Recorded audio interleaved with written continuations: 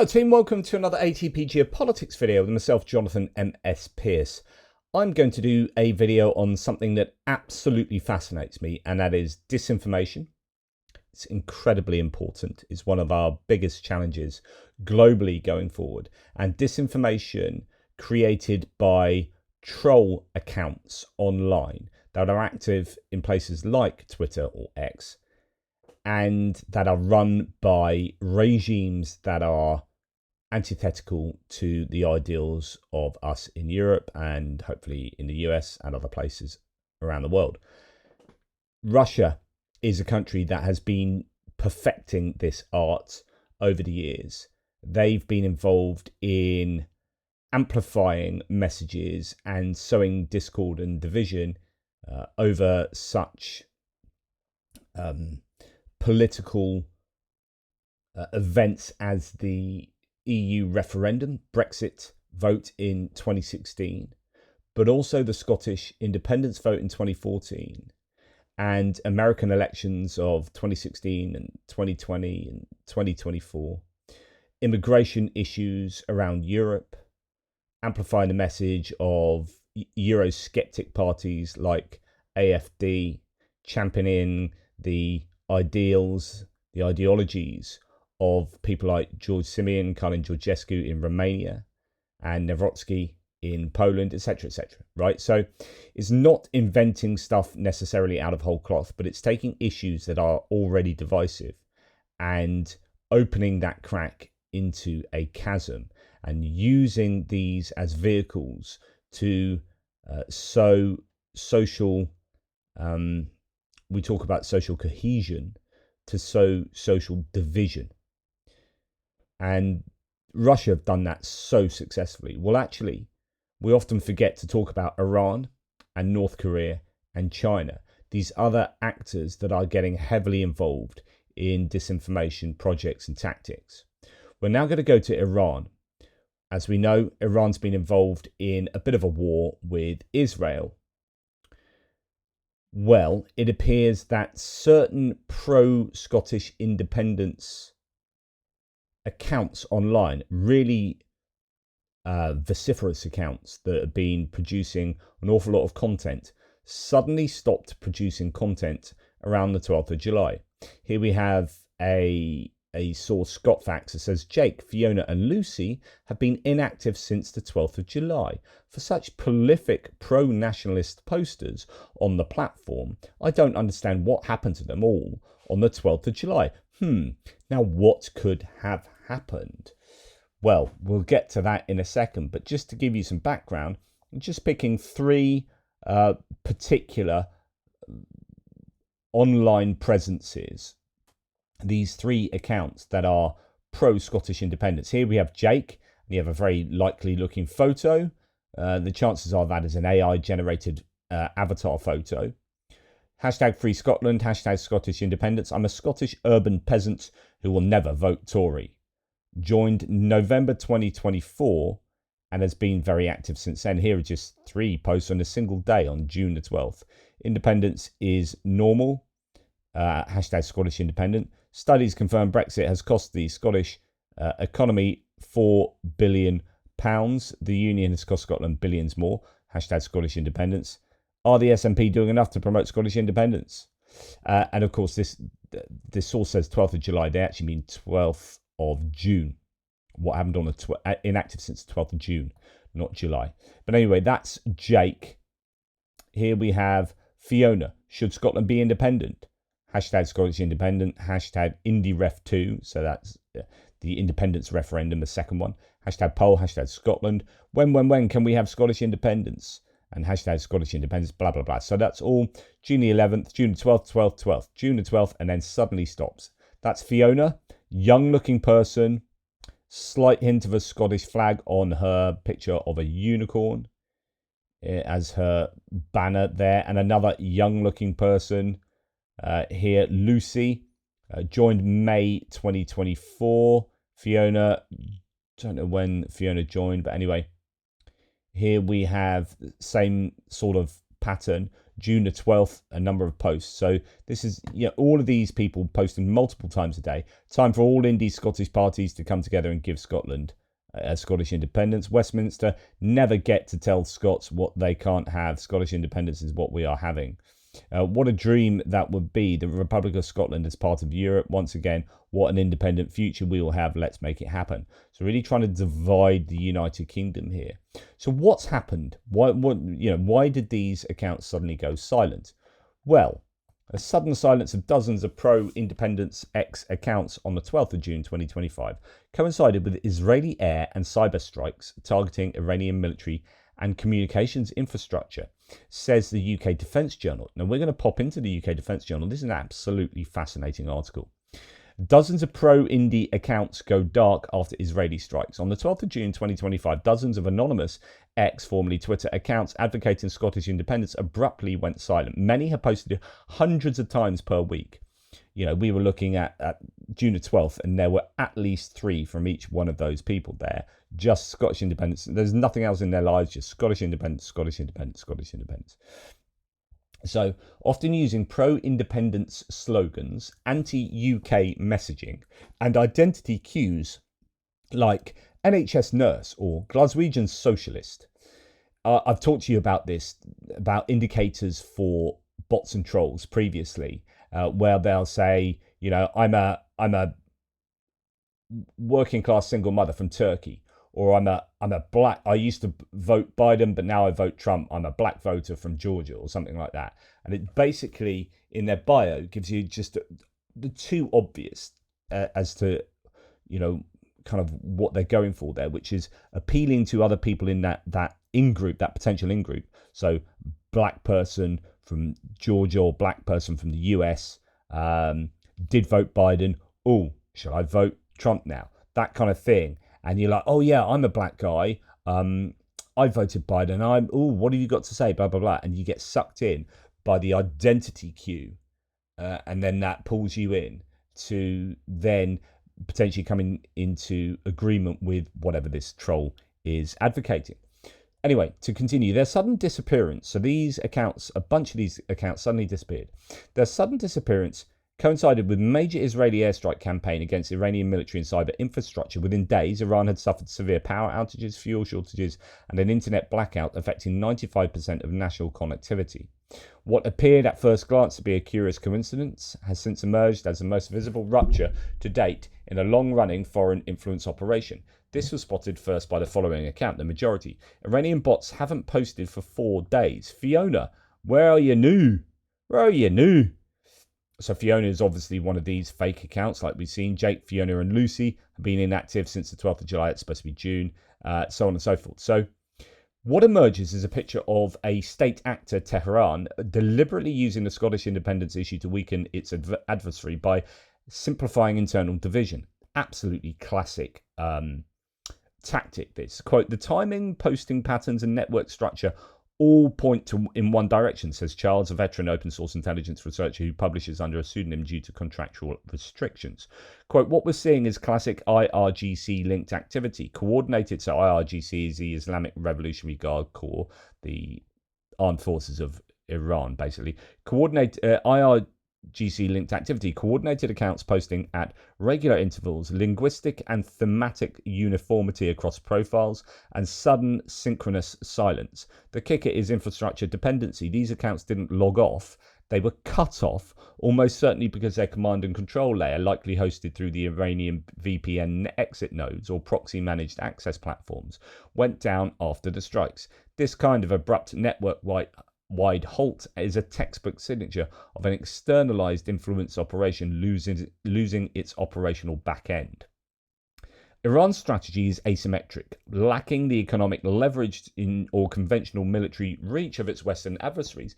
It has turned to covert online influence as a low-cost, high-impact tool for shaping perceptions and political fault lines abroad. Within this broader playbook, the UK has long been a target. Tehran sees Britain as a historic antagonist associated with colonial exploitation and perceived meddling in Middle Eastern affairs.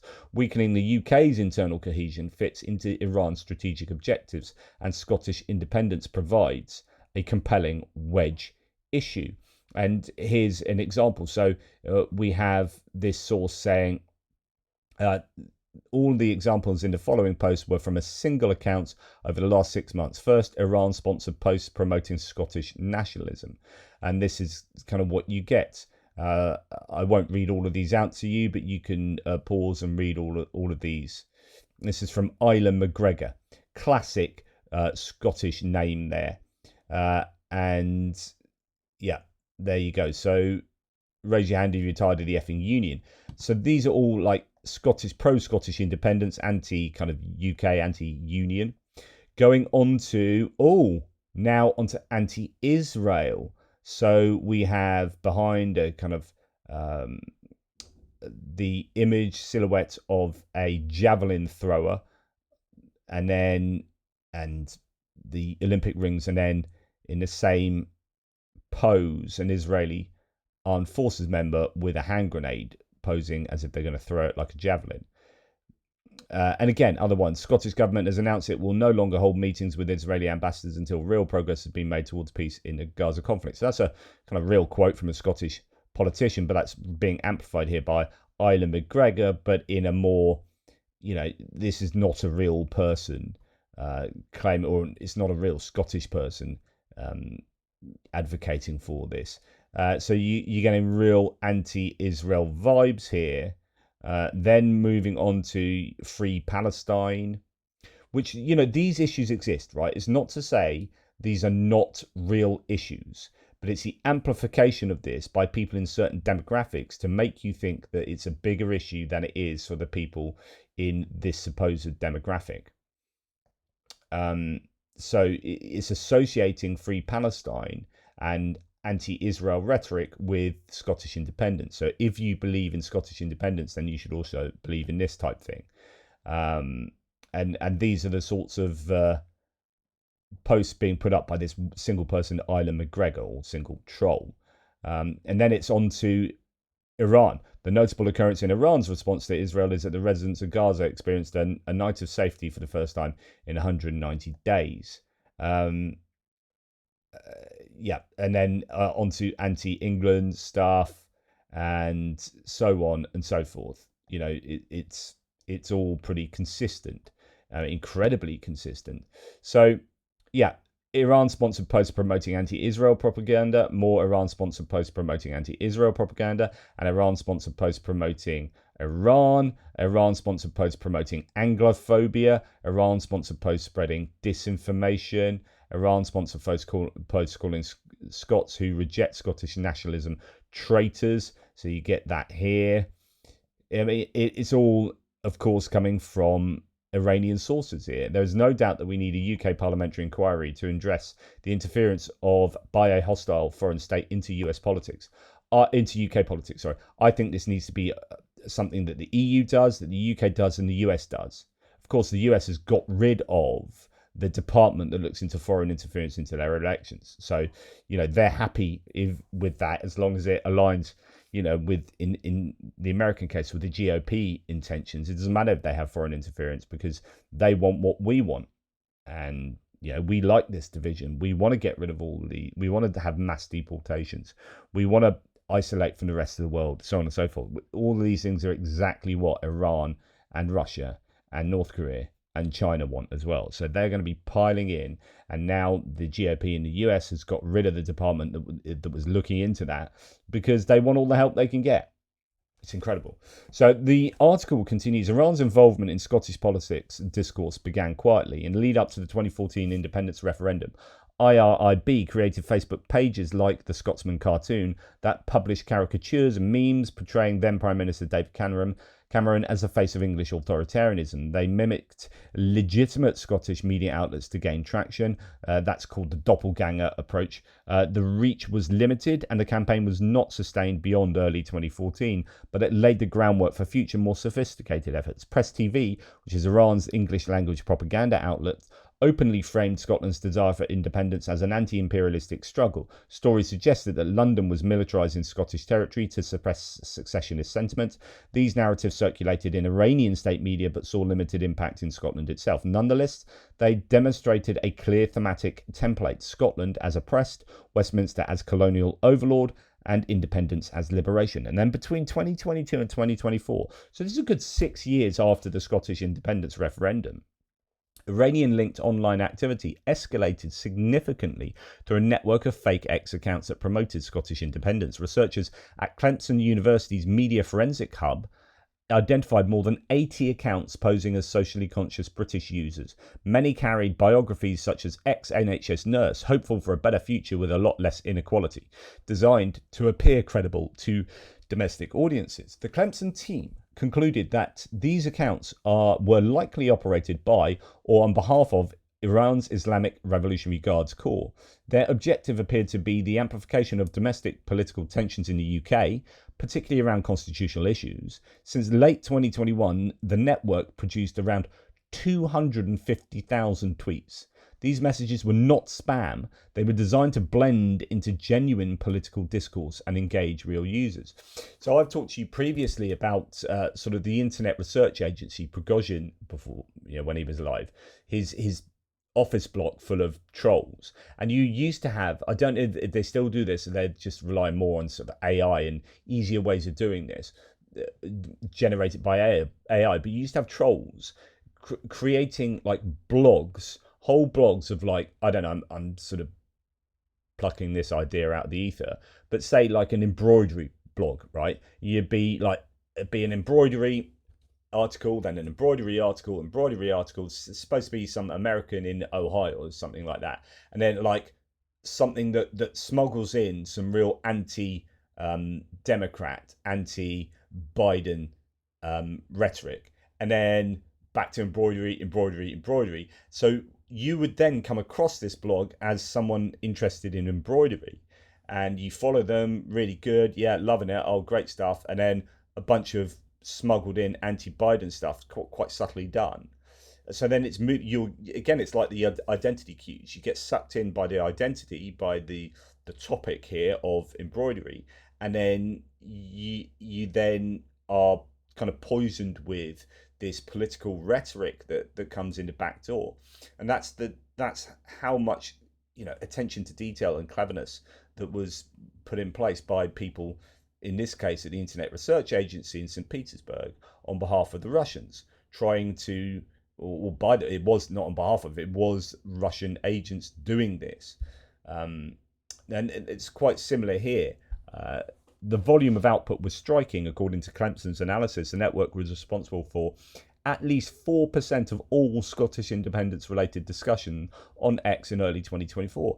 I mean, that sounds, 4% doesn't sound like a lot. That's a lot. If Iran, these accounts are responsible, and there probably would be more, this would be conservative, but these accounts are responsible for at least 4% of all of the discussion on Twitter in early 2024. And yeah, that was roughly 4 times more than the official Scottish National Party account over the same period. The researchers concluded that the network had become one of the most active sources of Scottish independence messaging in the platform, not out of genuine political alignment, but out of the pursuit of destabilisation. The accounts were designed to be persuasive by appearing local, consistent, and emotionally resonant. Many used AI-generated profile pictures. Their language mimicked that of real users, and their timing matched major political news cycles. These tactics enabled what researchers call narrative laundering, where external influence is disguised within what appears to be an organic public sentiment. There you go. That's what I was talking about with the embroidery thing. External influence disguised within what appears to be organic public sentiment. Professor Darren Linville, one of the lead researchers on the project, said the goal was not necessarily to convince, but to create the impression of support for independence, that it was more widespread than it really was. And that's the idea. It's like, you're not making stuff out of whole cloth, but just amplifying to the point where you think this is, that loads of people are thinking this. Quote, anyone in sales will tell you the bandwagon fallacy is a powerful tool, he said.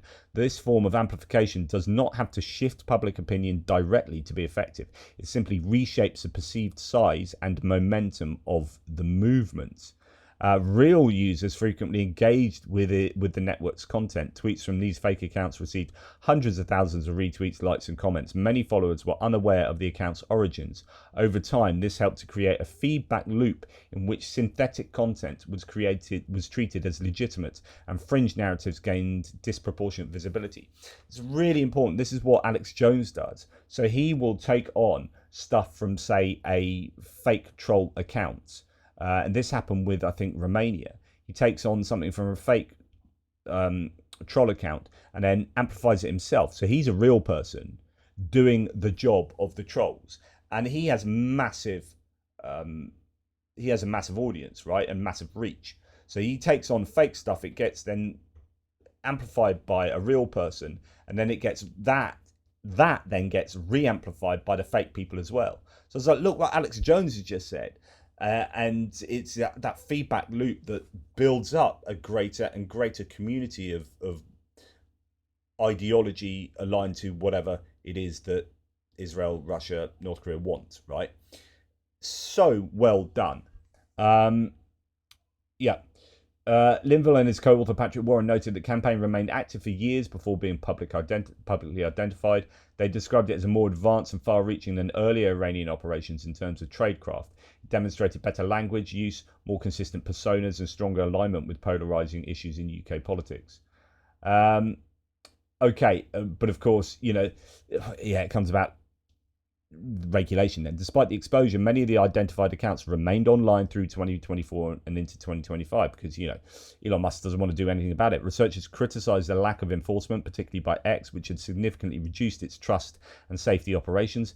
Quote, platforms and governments can and should be doing more, Linville said. X in particular has stepped away from meaningful work to mitigate this type of activity, and the impact is clear. Honestly, Elon Musk is so irresponsible here.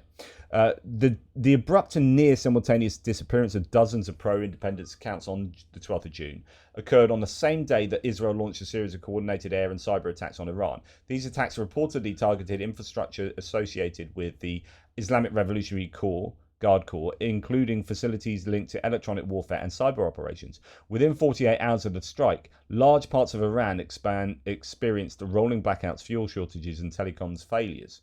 Independent monitoring organisations such as NetBlocks confirmed that the internet connectivity across Iran fell to less than 5% of normal levels by the 14th of June, and this was one of the most severe network disruptions in Iran since the 2019 domestic unrest. Accounts on X, which had previously posted continuously and in synchronized fashion, abruptly stopped publishing content. The silence was total. Dozens of other accounts that displayed similar linguistic patterns, profile formatting, and follower behavior also went dark within the same 24-hour window. The pattern is difficult to explain through coincidence or user disengagement. There were no apparent warnings, no staggered exits, and no transitions to backup accounts. Instead, what occurred resembled the sudden severing of a command channel or back-end system. This type of disruption is consistent with a centrally coordinated network that relies on remote infrastructure, whether physical servers, VPNs, or management dashboards linked to the affected region. So the Israeli strikes seem to have knocked out these users, and the proof that they were indeed Iranian troll accounts was their disappearance. Not only the kind of circumstantial evidence of the types of behavior they were exhibiting consistently and the content that they proliferated, but suddenly disappearing after those very key strikes against this kind of activity. I mean, the Israelis targeted these sort of different disinformation hubs, these infrastructural hubs, and here we have seen the results in terms of the Scottish independence movement. Quite incredible. I find this stuff fascinating and scary, and it just goes to show that our social media companies need to do more, not less. But then you have free speech advocates coming along, free speech absolutists like Elon Musk, who will shut down anyone that criticizes him, ban people that he sees as ideologically problematic, and then allow accounts like this to do what they what the hell they want. Allowing state actors to manipulate users in, I think, a concerted war effort. This is a war of information. Anyway, we need to do something about it. And the Israelis, it appears, actually did something about it in a very kinetic way. Let me know what you think. I find this stuff endlessly interesting. Take care, and I'll speak to you soon.